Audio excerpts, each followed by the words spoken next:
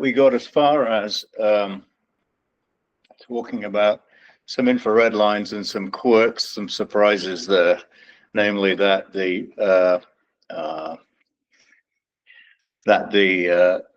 occasionally you end up with very strange things, but the strange things aren't the focus really. It's the fact that you can get an emission line out of what should really be an absorption line, and when you look at it hard enough, you can figure out why, and there's a very good reason for it. But anyway, so again, this is part of this thing where I'm consolidating by trying to explain the solar spectrum. We looked at atmospheric transmission, the way, and this is a review of the way I think about things, really. What are the main absorbers and emitters at each wavelength? Those are the nuts and bolts we talked about. Earth's atmosphere, various strong lines. Chemical composition is really important, as is the ionization potential, as we pointed out, the first ionization potential. You know, those determine whether the ion, it has a charge on it or if it's neutral, and that determines the dynamics, the diffusion rates in the photosphere, etc., and chromosphere and what have you. And so we talked about the fact that we had missing opacity in the visible region. You know, it's kind of ironic that the brightest part of the sun spectrum, you know, while the basics of rate of transfer were written down in about 1900, it took until 1938, with all the revolution in quantum mechanics and everything else, to actually identify what the main absorber was in our neighboring star. I mean, it's just really kind of surprising that that would be the case. And then, so there it is. It's we talked about things to the right of that box on the bottom right there last week. So the radio, the infrared, and the fact that we expect lots of absorption lines, we expect lots of, or at least some molecular lines, because in the atmosphere of the sun is very hot, but it's still cool enough for molecules like carbon monoxide to form. They have a fairly large dissociation energy of a few electron volts. So, you know, we sort of expected to see a bunch of absorption lines, and we saw that surprise there. This is something we should spend just a moment on, really. You know, if you look at this, what you're going to find is the bulk of the radiation that we're going to see, that's continuum radiation that has little absorption lines taken out of it, is going to come from this central region. Amazingly enough, these are abundant elements, both iron, manganese, chromium, nickel. These show up in the solar spectrum. In fact, all these spectra show up, but these by number tend to dominate what we see in the visible region of the sun. And the reason for that is that by the time you come down from one row, the first row is hydrogen and helium, those have enormous excitation potentials. I mean, those are tens of volts. You come down to the second row, there's very little lithium or beryllium. You can find them, and then carbon, nitrogen, oxygen in the second row. But those have, again, rather large excitation potentials for the neutral. So we tend not to see those very much in the spectrum of the visible spectrum of the sun. We come to the third row, we start seeing things like aluminium, silicon, sulfur, a bit more. The excitation potentials are getting a little bit lower now because you've got more and more electrons. You've got interactions between the electrons, so the central field isn't so important as the interactions between them. And you do tend to get a few more lines as a result of that. But by the time you get down to the row 4, we're looking, and if you look at the, if you had a nice clean version of this PowerPoint, you would see that underneath each little element, like iron in the middle, number 8 there, along that fourth row, you will see that it has a core of electrons which is equivalent to argon. That's a completely full shell. So that's like an inert core at the energies in the photosphere. And then you have 4s squared 3d6. Now, what does that mean? 3D6 is not a complete shell. It's got, you can shuffle things between 4S and 3D, 3D and 4D. That means there's a lot of fine structure in here as well, which means that there's a lot of transitions at fairly long wavelengths. By long wavelengths, I mean optical visible region. So basically what I'm trying to say is that statistically, you're going to see a lot of elements in this region. So let's just move on. We talked about these, the nuts and bolts, the radio, the infrared, and the discovery of these lines and how strange that was. Now we're going to talk about the visible region. So we still are in the region where we have a background continuum opacity. Remember, this is the continuum opacity is the thing that determines the deepest points in the atmosphere from which photons start to escape.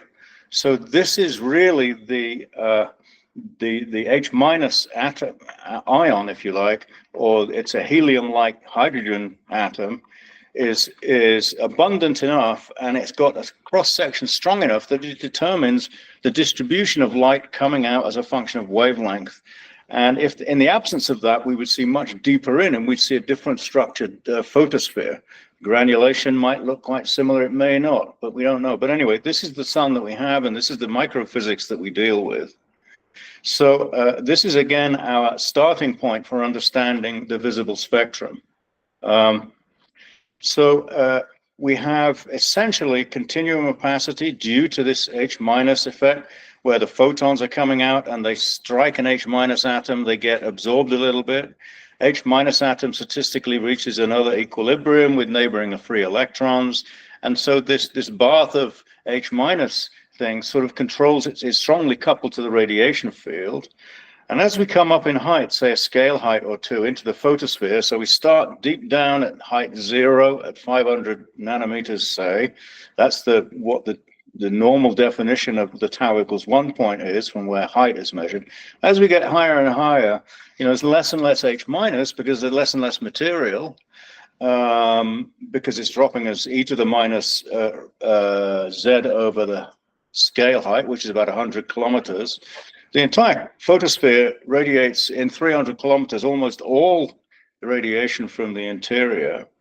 And so we have a situation where now all the elements that we have mixed in, they take little or big nicks out of this spectrum in the visible region.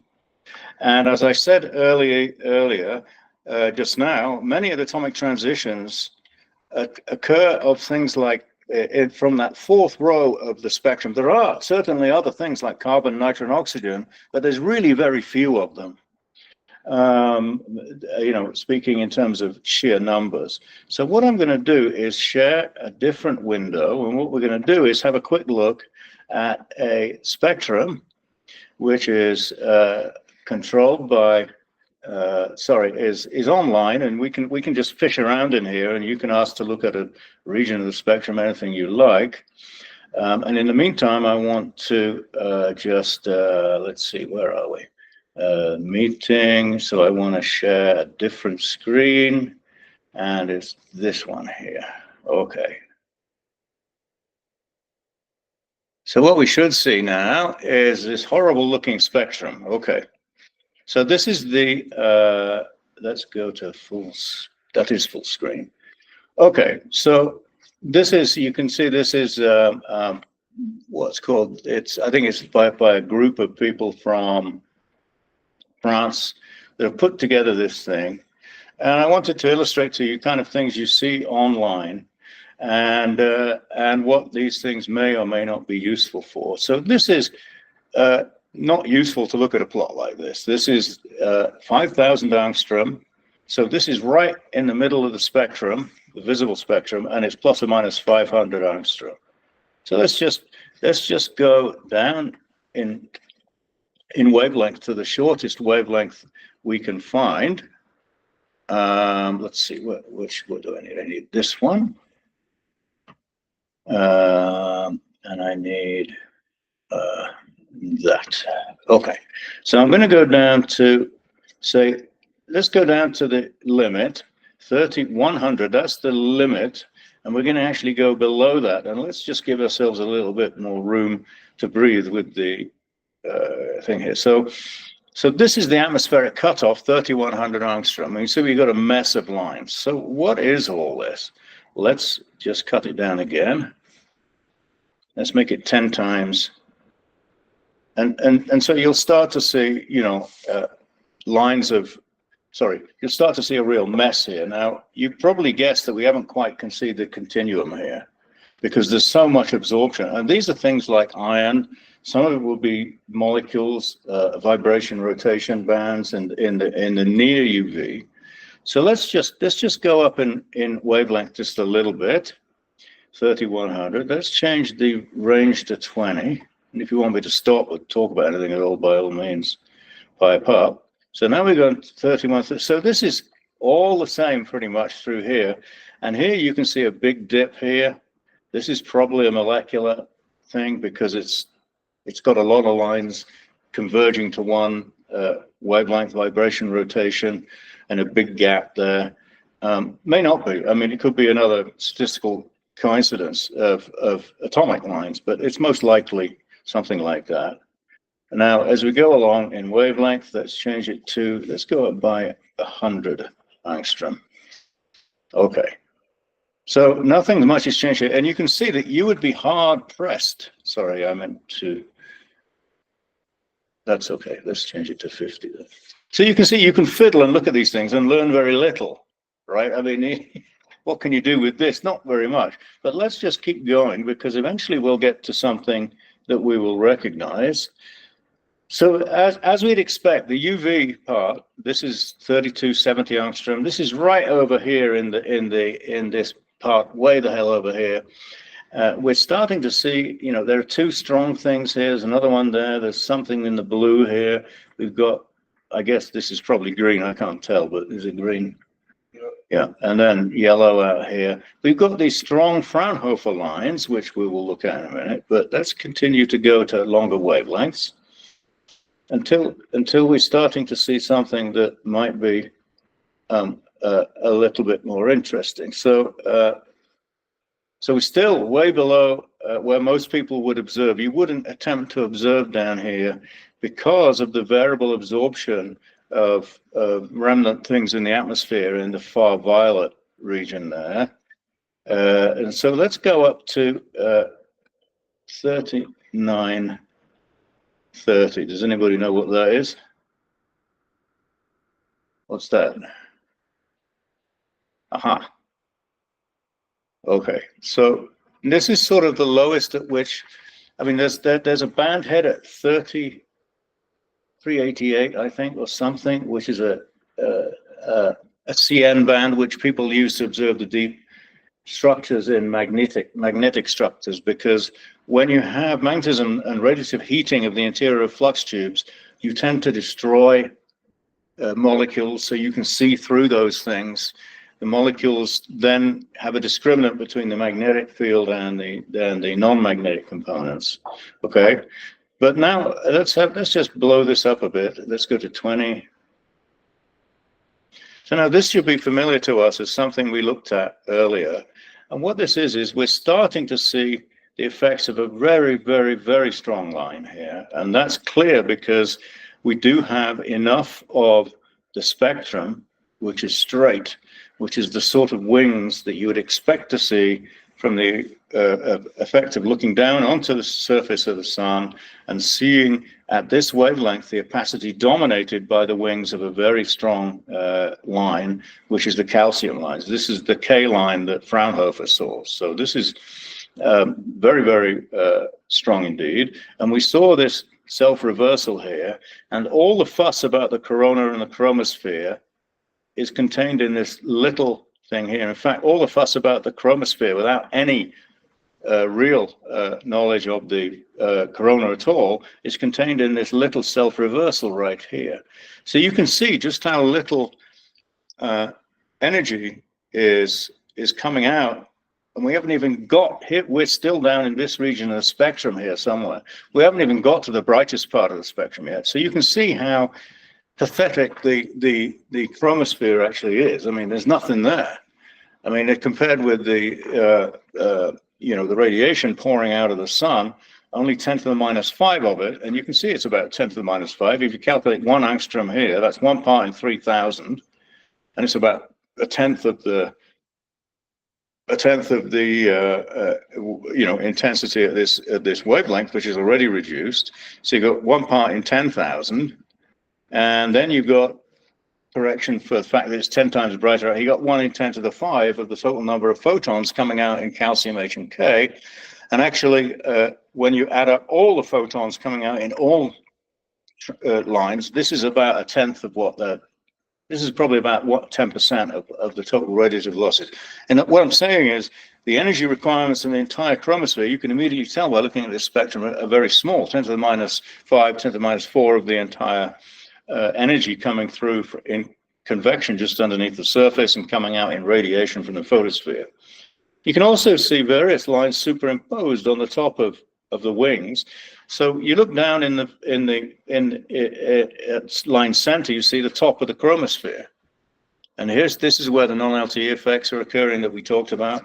And then we come further away and we're looking deeper and deeper. And here we're looking at the increase in temperature as the wings form in the photosphere, in the upper photosphere.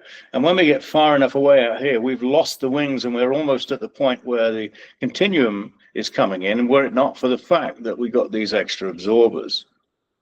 So let's look at the next line. So this is its twin line. This is calcium H. You can see again the same kind, exactly the same kind of spectrum. So those are two of the Fraunhofer lines. Now let's look at another one. Let's move all the way to H alpha. And now we see something quite different.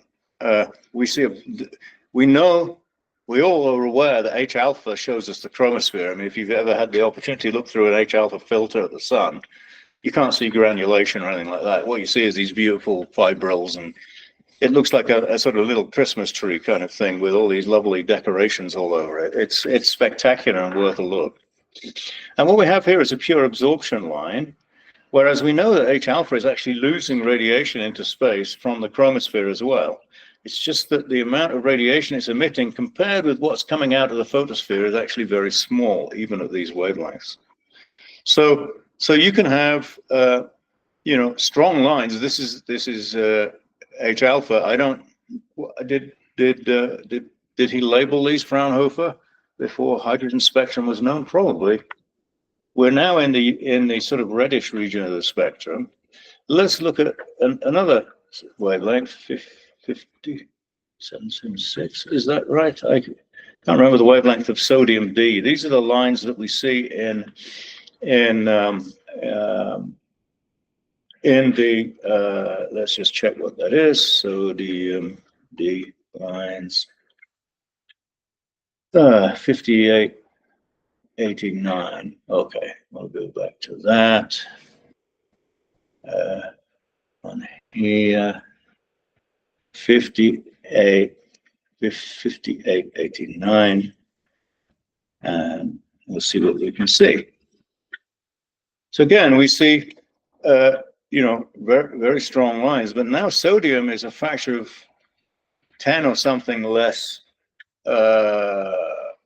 abundant than calcium, factor of several, but also it's a neutral and it's a low ionization. So all of sodium is ionized in the photosphere. It's mostly in the Na plus state. And so we don't have much in the way of opacity. So this is not as deep a wing thing as calcium, even though it's absolutely isoelectronic. This is the exact same transitions in calcium plus as they are in sodium. Okay, it's the same quantum numbers. Everything's the states. Now sodium has an odd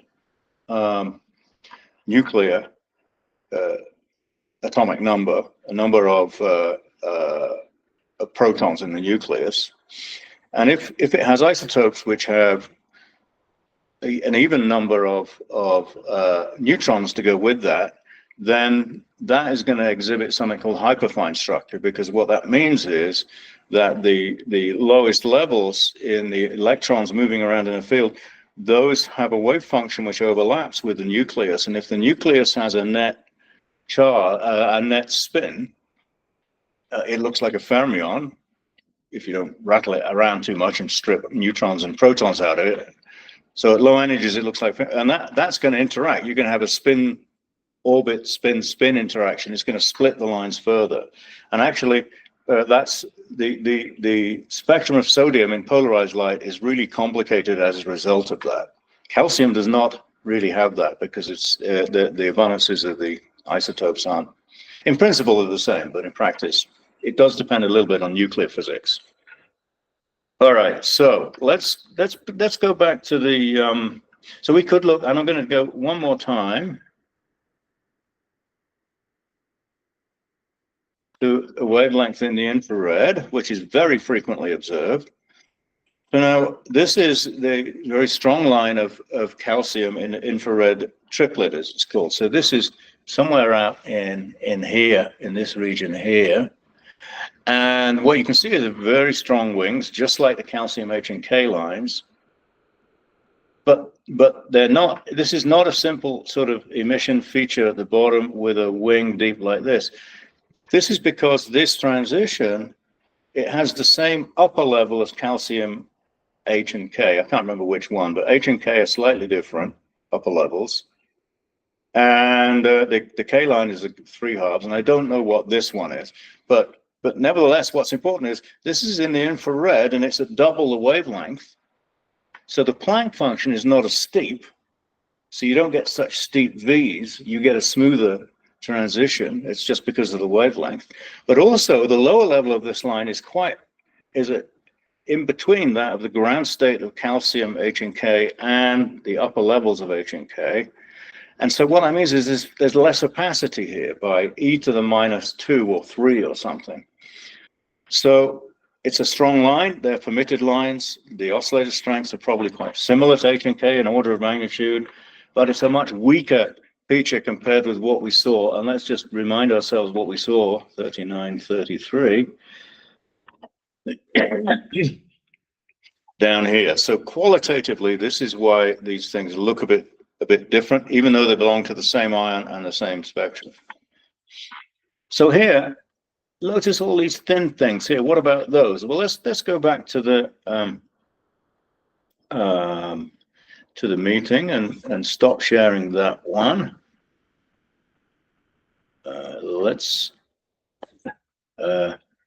What do I do here? I go to stop present. No, you are presenting. I want to share a screen. So let's do that. Present something else. That's it, right? Yeah. So now we'll go back to the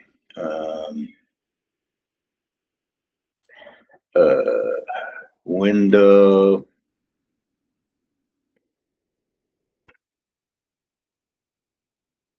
So we've had a quick look at the strong lines, and we know that the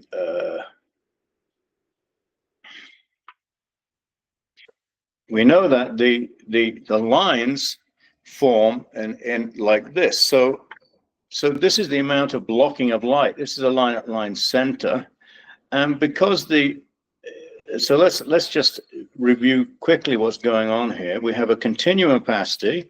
This is the H minus that we talked about, and then we have a little bit of extra opacity due to these lines with Doppler shifts and whatever constitutes the line profile there. And we have an optical depth scale in the continuum, so the continuum forms here, but the line core is going to form, much in a different place altogether. So what we're doing is we're looking at deep into the atmosphere. This is sort of switched around. So this is height as a function of temperature, which is kind of the wrong way around, but if you imagine looking deep in the atmosphere, in the continuum, we see something that's quite hot in temperature, so it's quite bright here. And then as we look at the line core, we look at something that's quite cool in temperature. And if the source function follows the Planck function, which in the photosphere generally is the case pretty well, it's hard to make it not because the densities are so high, then we end up with a dim region here and we get an absorption line. So this explains sort of for photospheric lines why we see all those weak lines like this. And that's the end of the story. Pretty much that's it. The interesting part comes in when this quantity here depends on abundances, it depends on ionization, it depends on rate of transfer, it depends on 3D rate of transfer if you really magnify these things up because of non-local radiation affecting the numbers of particles in these various levels. Okay, so the things you can learn from these lines in the visible region are quite, this is the sort of classic business of finding things like abundances. And if you go into the literature, you'll find people like Martin Aspeland about 20 years ago looking at the kind of calculations that in hydrodynamics people did in 3D, Stein and Nordland and people, and they would be able to look at effects of Doppler shifts, the effects of 3D, rough effects of 3D rate of transfer on developing things like abundances, because what you do is you measure these profiles and then you try and infer the constitutions of these absorption coefficients from that. So this is where our understanding of abundances comes from. And generally speaking, you don't want to use the strongest lines because you want this depth to be linearly proportional to this thing here and not exponentially dependent on it. So you want relatively weak lines. So there's ways to do this, and there's a century of research based upon LTE, non-LTE, rate of transfer, 3D transfer, you name it, that goes into this kind of analysis. So here are the strong lines, and let's have a quick look. And I've answered that question although I put myself on the right there earlier. But now let's just look at what we have here. So we looked at the H and K lines here on the left, and then we looked at, we didn't look at magnesium B lines. These are some strong lines of magnesium 1, which are very weak because there's not a lot of magnesium. It's not weak, but they're weaker than they should be because there's not a lot of magnesium in the photosphere. There's lots of magnesium plus. And then here are the D lines that we looked at. Here's H alpha, and here are the calcium lines. So we looked at a sample of some of the really strongest lines here, and so if we look here at what are these numbers here? These tell us what the equivalent width is. So if you actually knew what the continuum was without any lines on it, you would say, well, the area knocked out underneath that curve is about equivalent to a rectangle with this area. And just look at the strongest lines here, calcium K. It has a width, equivalent width of 19 angstroms. I mean, that's huge, and that's obvious because it was so deep and broad. Whereas for things like the calcium infrared triplet, 8542 is 4 angstroms, so factor of 5. So, but I've tried to explain how to understand these things. Now, these are just the strong Fraunhofer lines, and the spectrum we looked at from the people in France has, I don't know how many, hundreds of thousands of lines in there, right? And those are all lying in here, but they're all from weaker things like, for instance, much weaker transitions in iron 1, nickel, chromium, everything, almost everything. You can even see lithium, 60 something. You can even see oxygen in a completely forbidden line, one that is not allowed as an electric dipole transition. It's a magnetic dipole transition, and we'll have a quick look at that in a minute. Okay. Some of you are familiar with things like some ion spectra. So let's have and again, this is fairly disordered in my presentation, deliberately so, but hopefully you'll get a feeling for what's going on here. So these circles, these ellipses have highlighted regions of the spectrum. So what is this? This is a spectrum of a sunspot region. And you can see and we've got wavelength. So we're looking about something that's about 6 angstrom wide. So we're looking at 6 angstrom out of 6,000. So this is a pretty good close-up of this thing. And those of you that are familiar with things like Hinode will recognize these lines here as being two of the most used lines in solar physics today for measuring magnetic fields. And here's one of the reasons why. So we haven't talked about polarization at all, and I'm not going to. And this, in fact, is not polarized light. This is just straight up splitting, Zeeman splitting. So in your lab experiments when you were an undergraduate, you would have put a very strong, like 0.4 Tesla field on something in a mercury vapor or something, and you would split the lines, and you would measure the splitting. You wouldn't measure necessarily the polarization at all. You just measure the splitting. And this is because the lines, the substates, the J substates get split by projecting onto the magnetic field align component of the magnetic field, and the spectrum just changes. It just changes, and you can see in that thing here, you got a parallel component and two sigma components, and these sigma components are circularly polarized. They're not measured as being polarized here, but one minus the other, if it were unresolved and unpolarized, would give you the magnetic field strength in our direction. That's how this works. Okay, so what we have here, though, is wavelength in this direction, and we have position along a slit in this direction. You see the lines wobbling around. So this is relatively high angular resolution. I mean, this is 1 arc second. I would say this is an angular resolution of about 0.3 or 0.4 arc seconds or something like that.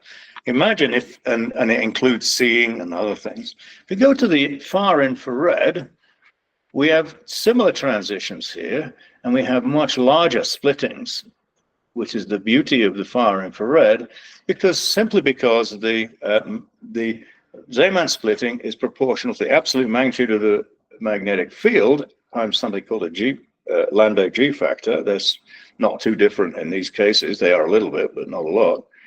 But the fact that you're a much longer wavelength means that when you split the light out into into its components, you end up with a much higher sensitivity to the magnetic field because it's linearly proportional to the energy difference in the levels, whereas the Doppler width is proportional directly to the wavelength, which is the energy between the levels.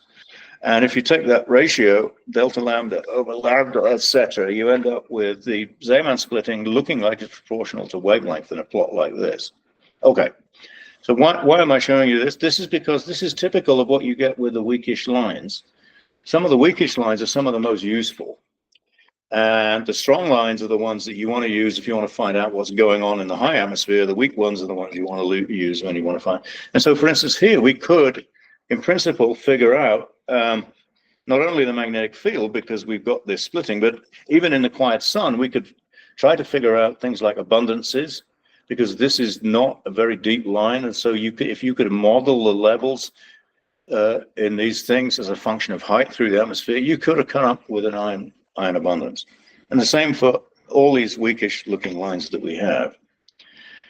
So now the question comes, what do we think a thing like this might be? Well, it gets stronger apparently over a sunspot, but it doesn't show the kind of wiggles that iron does here. So I actually would have to do some research to find out what that is. It would be straightforward. You just go into the catalog of lines and find out what you think that is. But the fact that it varies sort of with the sun's things tells me it's almost certainly a solar line, as opposed to, say, a telluric line.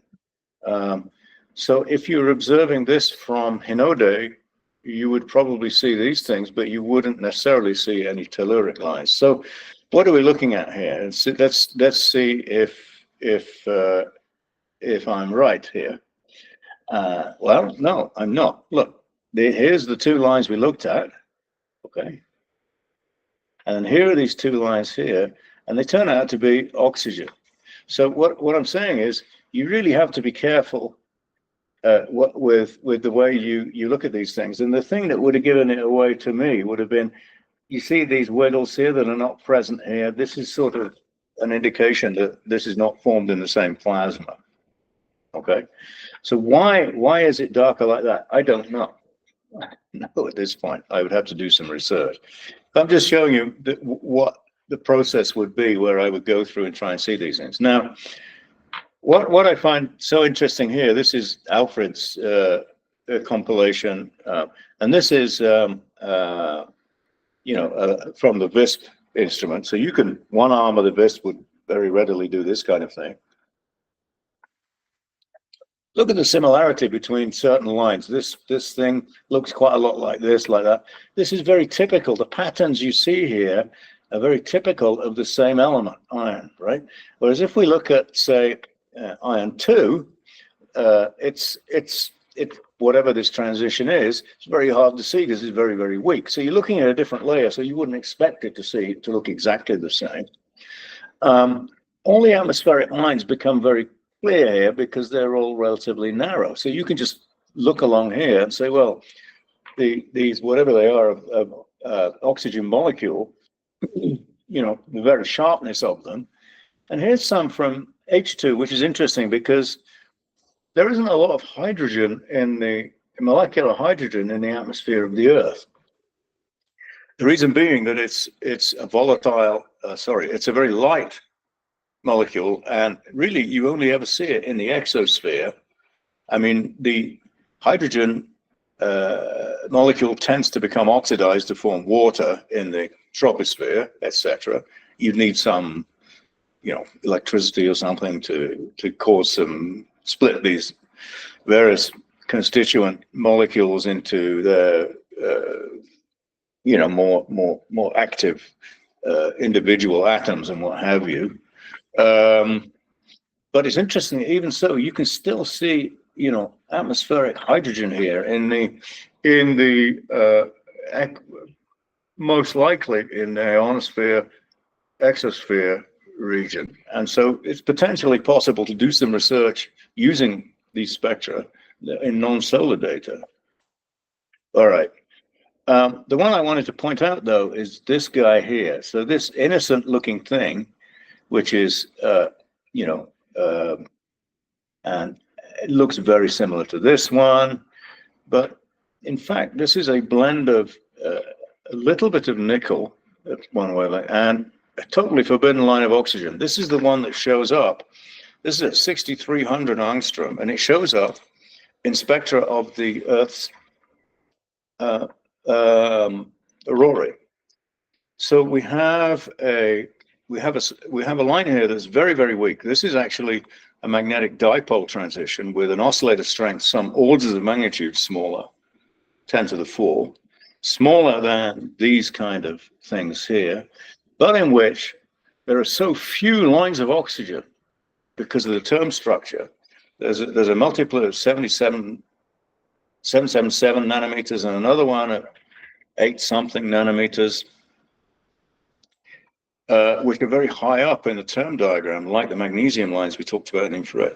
This stuff here, though, is in the ground state, and it's a very weak line.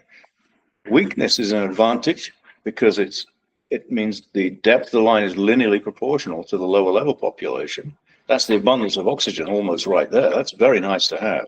It's a disadvantage in that it's blended with things, and it is weak, and you have to do some averaging. But with a thing like this, you would get the signal to noise up. If you averaged all that, say, that region outside of the sunspot, you get quite a large signal to noise ratio, and you would be able to put an estimate of the oxygen abundance on there.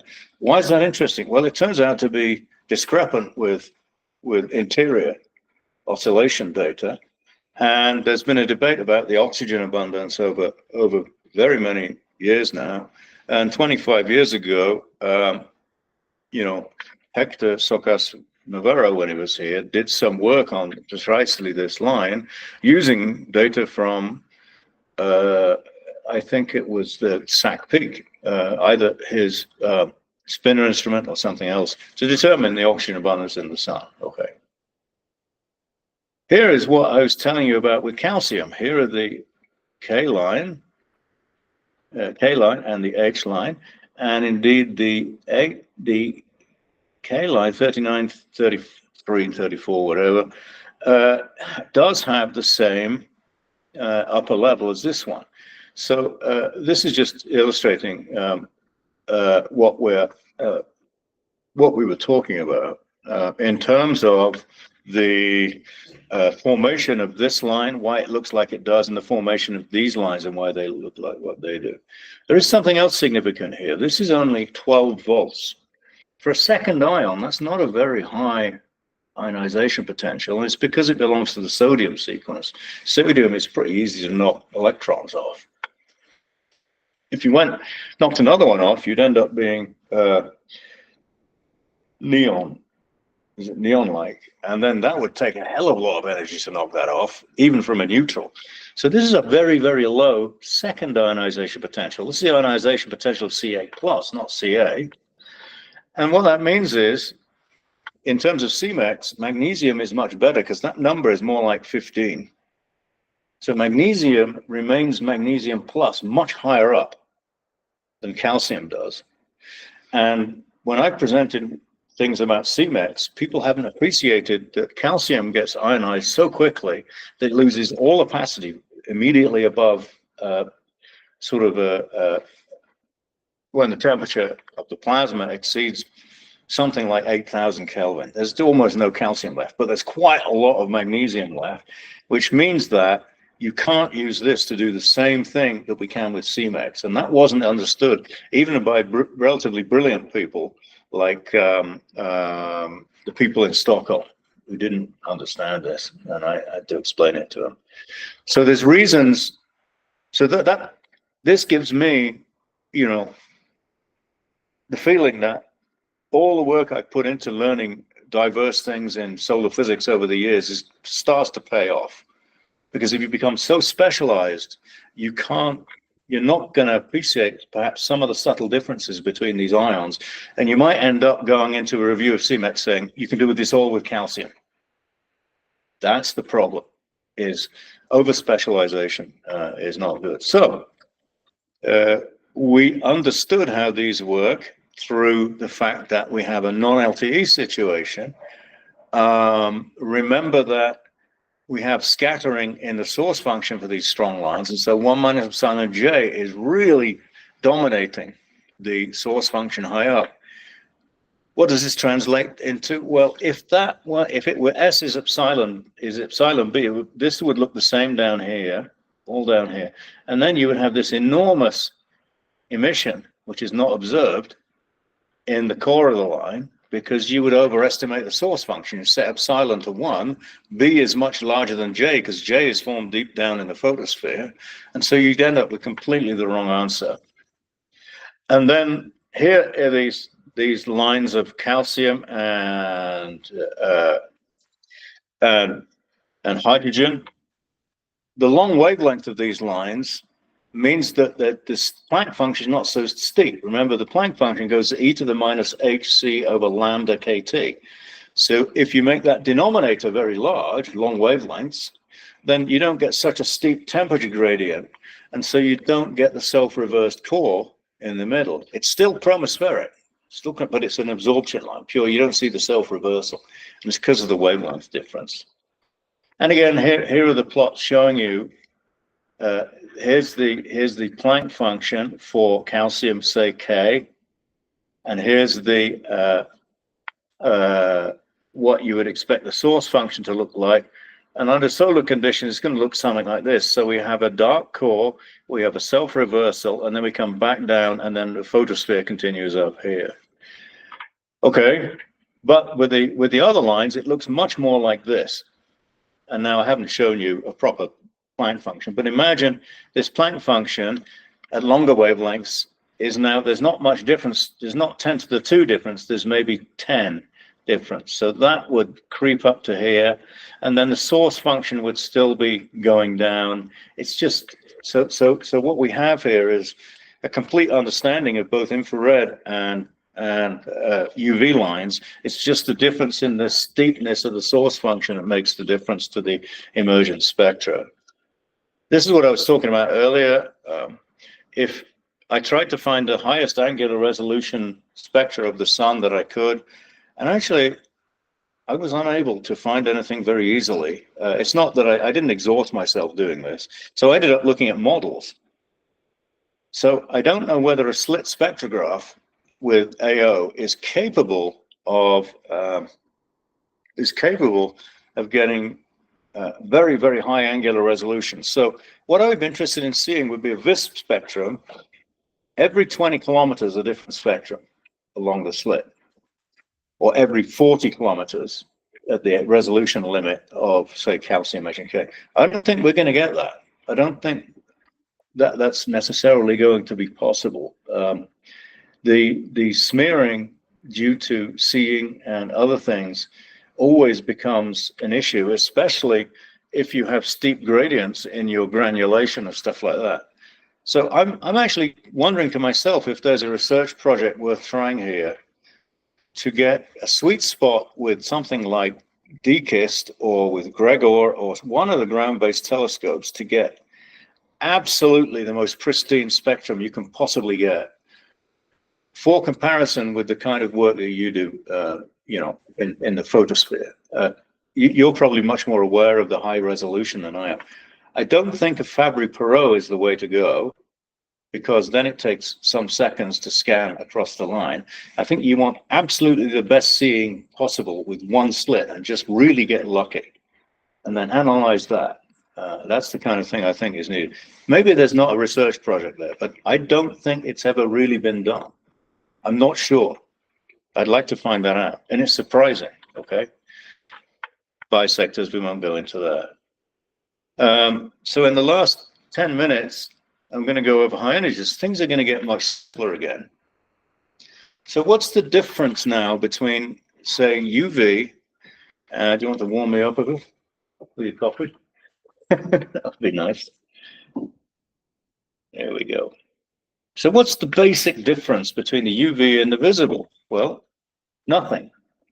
There is no difference in any of this. It's all rate of transfer. It's all nuts and bolts of the plasmas interacting. It's just that suddenly when you get below about above down to UV regions, you start to see a lot more bound-free continuous absorption.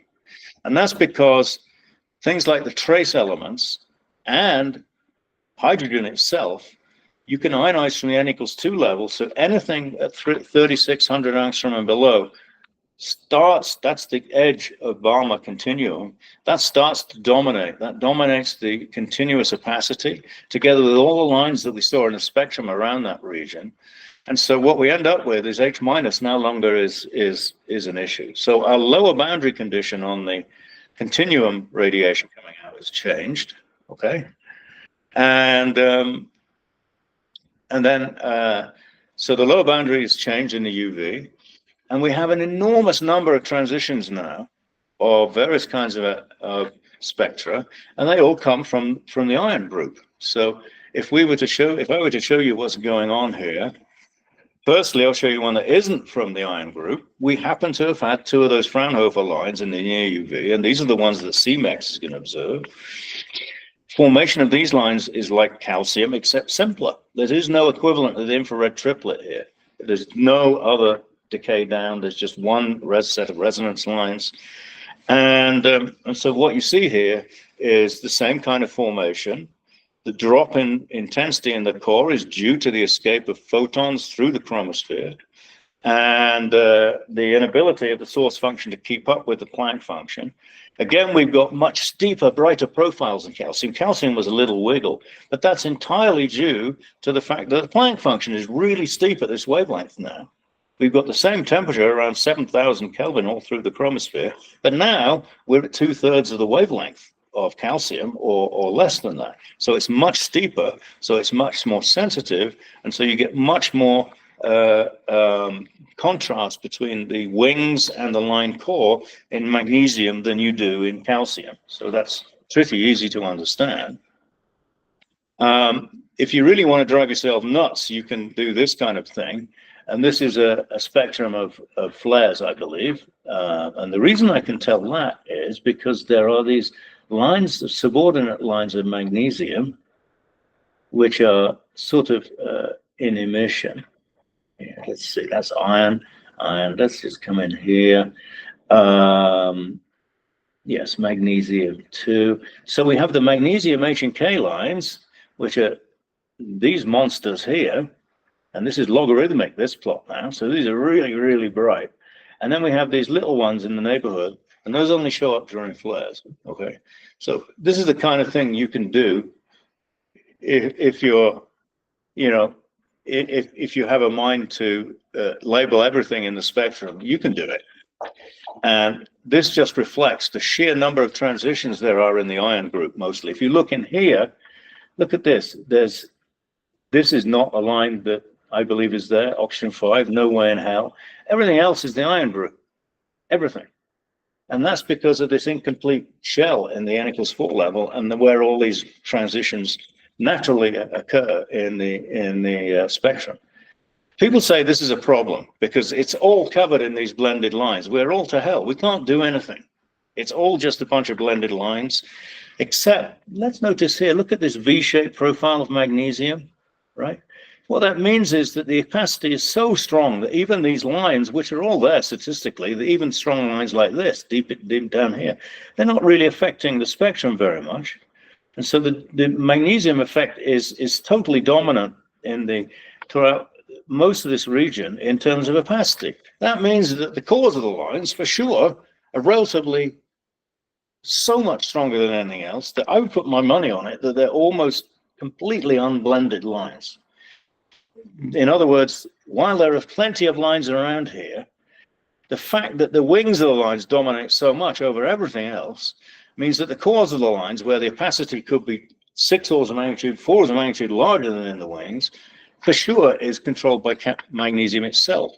Therefore, if you find a V-shaped profile, you can go down to the bottom of that and be pretty sure that the cores of those lines, with some care, but I would put money on them being stronger than anything else, so you can use them to diagnose properties.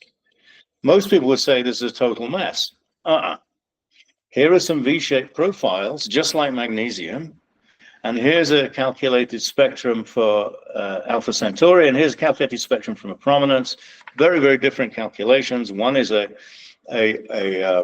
sort of slab model for prominence. Another one includes the photosphere and all the lines. I've included Alpha Cen because it's just a higher quality model than we have for the sun, measurement than we had for the sun. This is not a total mess. This absorption feature here, if you want to understand this, it's a mess.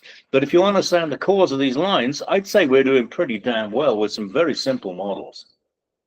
So the fact that you have this V-shaped thing is telling you that, you know, I'm wrestling to the ground all the opacity here. And by the time you get into the cores, the opacity has gone up by e to the minus x squared compared with, and x is small, like 0.3, compared with 10 to the minus 4 for the wings or something.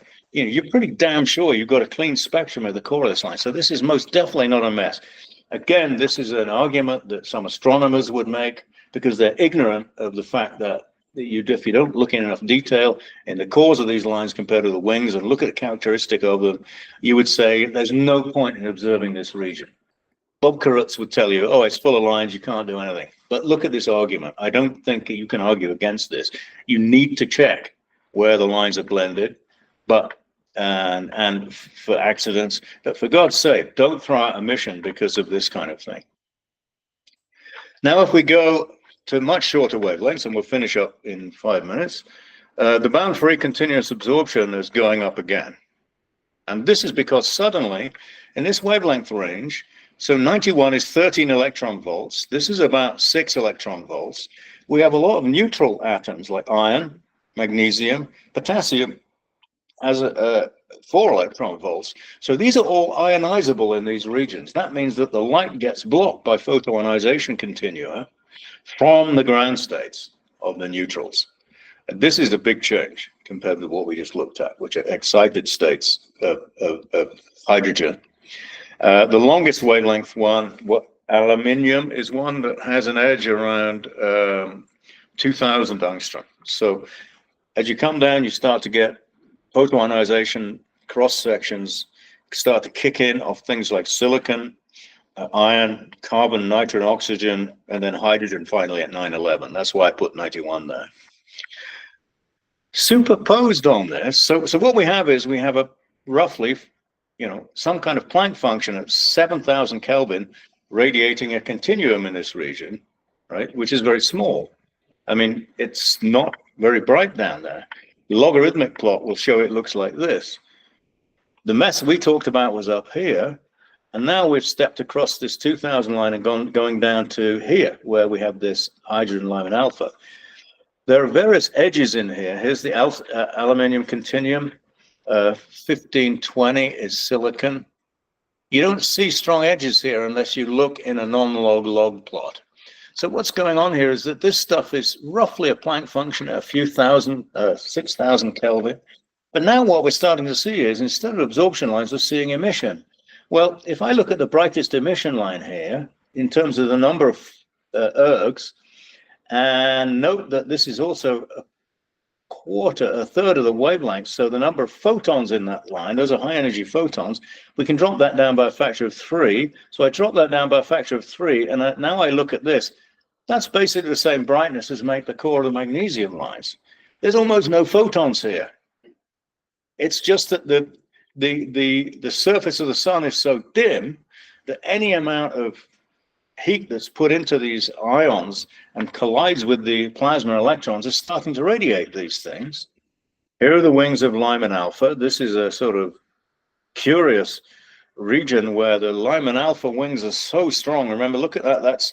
Those wings start about 2 orders of magnitude down compared with the core intensity and go all the way down to 3.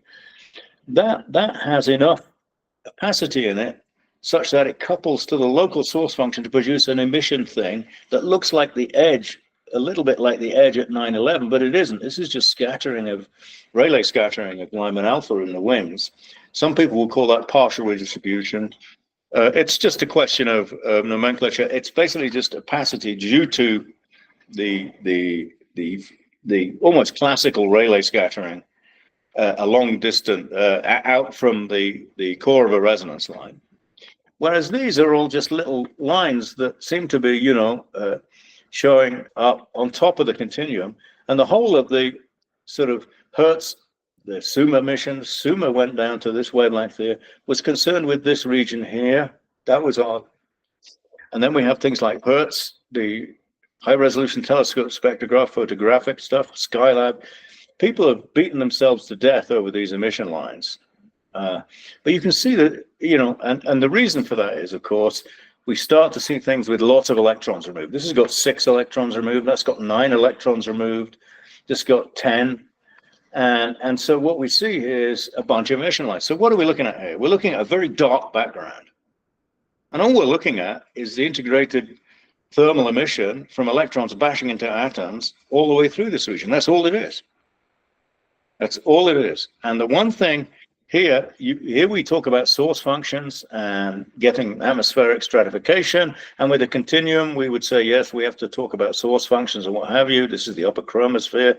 This can tell us the things like temperature gradient, what have you. These are just optically thin, mostly. This one certainly isn't. This is probably not. This is probably not on the disk of the sun. But they're effectively thin, naming that as soon as you dump energy in them, they get radiated out. They may get scattered a little bit, but they're eventually going to get out, and we're going to see it. And so all these dashed lines correspond to things that you could analyze using, say, an emission measure. And all that is just summing up the emission coefficient along the line of sight, subtracting off the background, which is very, very dark.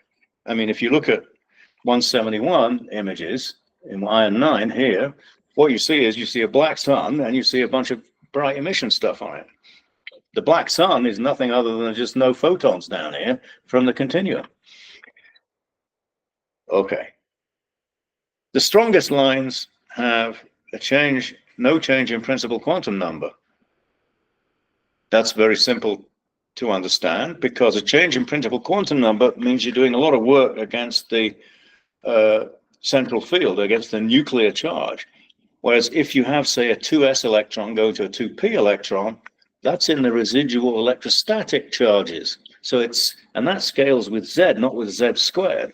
So what I'm saying is that photons tend to leak out in those transitions for which you have you have 2s to 2p and not 2s to 3p. But delta n equals 0, and you can see the delta n equals 1 transitions here: oxygen, Lyman alpha, helium, helium-2. These are really, really abundant elements, right? But look, it's not orders of magnitude brighter than carbon-4, which is not an abundant element. It has a relatively low ionization fraction at the peak, but this is a delta n equals 0 transition. So the e to the minus delta e over kt term, in other words, the bulk and many of the electrons where that ion is can excite that line and radiate it. And that's why things like silicon-4 was chosen for things like, Iris, for instance. So again, the story is the same down here, except that when we get all the way down to X-rays, and this sort of 100 angstrom is 100 eV. So 10 angstrom is 1 keV. So here we're talking soft X-rays in here, and we have these elements. But now we go all the way down into the soft X-ray region and below, and we see these are flare spectra. And I'm going to finish up here. These are all delta n is greater than or equal to 1. Well, why is that? The temperature is so hot in flares that it stripped all the electrons off almost everything. And so all you've got left are things like hydrogen-like ions and helium-like ions. You don't have carbon-like, silicon-like ions anymore. These are, and things like oxygen, carbon, nitrogen, oxygen, they're all in the hydrogen-like or helium-like state. Those don't have a delta n equals 0 transition. They have to have 1s to 2p. There's no 2s to 2p transition there. They're degenerate in energy to first order in relativistic effects. So what we have here is a bunch of delta n equals 1 transitions. And now if we heat it out even more in flares, we don't have any band states at all of anything left. And then we come all the way full circle. These are satellite. This is not really important, but I'm just pointing out that this are the kind of transitions that you have. See, 1s 2p to 2p, 1s to 2p, 1s to 2p, 1s to 2p. But they all lie in this wavelength range, and you can use, because these are all different. If you look at this is odd to even to odd. This is a triplet. This is a very different kind of transition. This is not electric dipole. You have to change the spin. The electrons have to penetrate the target to make that happen. You can't just do a long-range interaction there. And then there are things like, let's see, do we have a fully forbidden line here? Trying to find one. No, these are all odd to even, but there's a mix of kind of transitions in the, this is now 3 keV range. But if we go to the highest energies, we have free X-rays again. Remember, when we started, we talked about radio emission, and we had just free. That was all there was. Now we've got free because there's no band states left of really, really hot plasma. It's all, the electrons have been stripped off. So the only thing it can do, if you dump energy into it, is either adiabatically respond or dynamically respond, or it can radiate. And what's left to radiate? Well, the only thing left is free emission. And this is what people look at both in thermal distribution of electrons, but also in non-thermal electrons. And what they can do is they can say, well, I have an atmosphere, I've got a lot of high energy things going on, it's heating the hell out of it. There's a decent chance that because the collision cross sections go as 1 over energy squared, that it's, it's either a non-Maxwellian distribution with a high energy tail, or it's actually a real beam of electrons due to macroscopic electric fields being set up due to things like shocks and what have you. So that and then you end up with, but it's again, free emission by the electrons, wherever they are, going out into space, coming down onto the surface. If they interact with the electrons that are there or with the magnetic fields that are there, they start radiating, accelerating electrons. And so you can then look at that to try and invert those things as to what the distribution function of those electrons might look like. But it's all free. So we've come full circle we come full circle from radio in the quiet zone to gamma and X-rays in the hottest regions of dynamic events, and we've got, but it's basically free interactions that's causing the radiation. And I think I'll stop there. That's the end of this. And next time, after, in between Thanksgiving and the New Year, I'm going to talk a little bit about the origin of polarized light from in the sun spectrum. Not about diagnosis, not about inversions, nothing like that. Just define what polarized light is, and we'll just have one lecture on that, and that should do it completely. And that's it. Thanks for listening, guys. Sorry I ran over. We started a little late, so I will stop the recording. Unless anybody has a question they'd like to ask that might be of interest to others.